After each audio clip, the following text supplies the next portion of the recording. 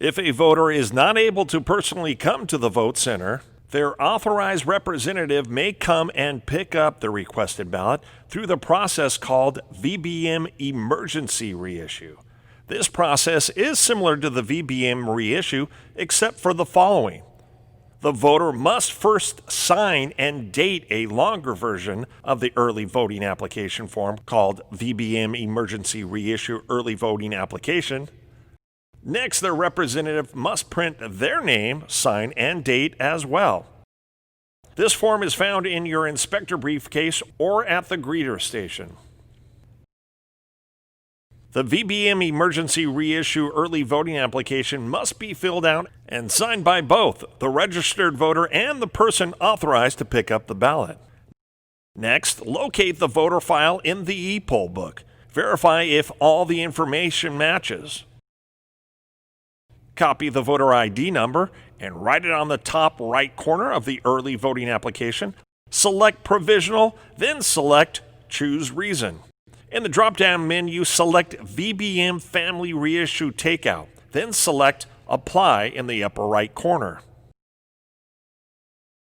Select Accept in the upper right-hand corner. Ask the authorized person for the voter's preferred ballot language, make the selection, and select Accept. When the signature confirmation screen appears, turn the e-poll book to face the authorized person for their signature. When they are done signing, turn the e-poll book back to yourself and select Done Signing. On the Select Voting Method drop-down menu, select Paper, then select Submit.